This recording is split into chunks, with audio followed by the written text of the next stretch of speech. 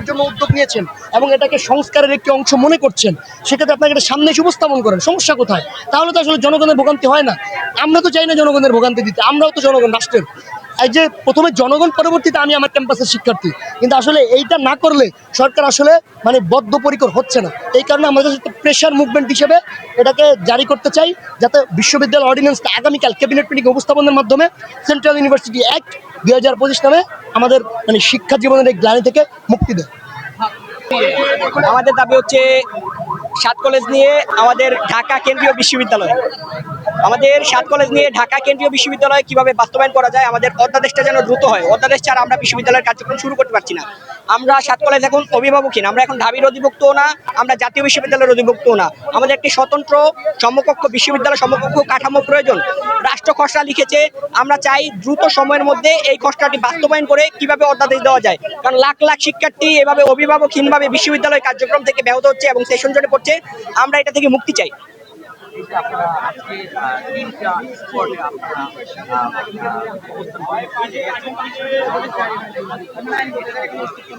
দেখেন, জনদুর্ভোগ এটা রাষ্ট্রের গরিয়সের কারণেই হয়েছে। গত 1.5 বছর ধরে চলছে আন্দোলন। বিভিন্ন সময় আমরা আলটিমেটাম দেই, বিভিন্ন সময় তারা ডেট দেয় এত তারিখের মধ্যে করে দেবে, কিন্তু তারা করছে না বিদায় কিন্তু এরকম হচ্ছে।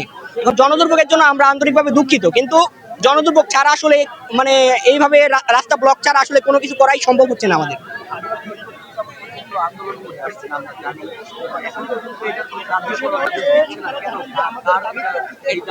এর দায় সাধারণ শিক্ষার্থীদের যেমন আছে, প্রশাসনেরও আছে। সাধারণ শিক্ষার্থীর দায় হচ্ছে শুরুর দিকে অনেকে স্বতঃস্ফূর্তভাবে ছিল না, এখন যেমনটা আছে এটা একটা। আর দ্বিতীয়ত ঢাকা বিশ্ববিদ্যালয় সিন্ডিকেট, ঢাকা বিশ্ববিদ্যালয় সিন্ডিকেট সারা বাংলাদেশের সবচেয়ে বড় সিন্ডিকেট। এরা সব কিছু থেকে আমাদেরকে পিছিয়ে রাখতে চায়। তারা চায় না ঢাকার বুকে তাদের প্রতিদ্বন্দ্বী কোনো বিশ্ববিদ্যালয় হোক।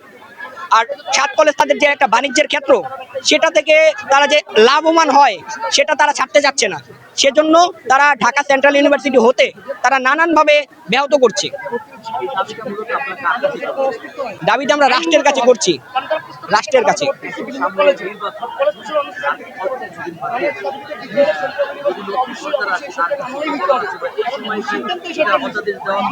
এখন খসড়াটা অনেক আগেই প্রকাশিত হয়েছে, দেন খসড়ায় কিছু আমাদের দ্বিমত ছিল। আমাদের দ্বিমত থাকার ফলে আমাদের মধ্যে মানে কিছুটা ছিল, কেউ কলেজিয়েট চেয়েছে, কেউ ফেডারেল মডেল চেয়েছে, কেউ স্কুলিং মডেল চেয়েছে। দেন অংশীজনের মতামতের ভিত্তিতে খসড়াটা পরিবর্তন হয়েছে, এবং পরিবর্তন হওয়ার ফলে এখন কিন্তু এটা নিয়ে কারোর মধ্যে কোনো বিভাজন নেই। তো যেহেতু বিভাজন নেই, সেহেতু আমরা এখন চাই যে এটার উপরে রাষ্ট্র যেন খসড়াটা দিয়ে দেয়। আমরা এখন সবাই ঐক্যমত হয়েছি।